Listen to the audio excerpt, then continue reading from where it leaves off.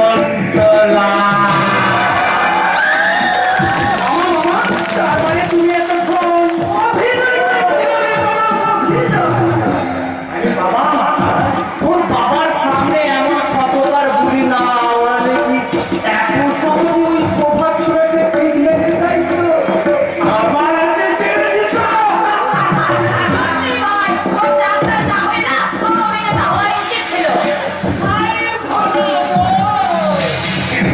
দিদি আমার কয়েকটি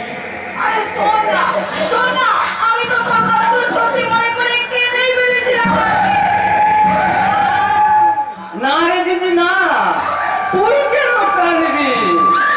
কানবে তো তোরে পথের কাঁটাটা। জামাই বাবু ভুল করে তার সম্পত্তির অর্ধেক অংশ ওই হাবা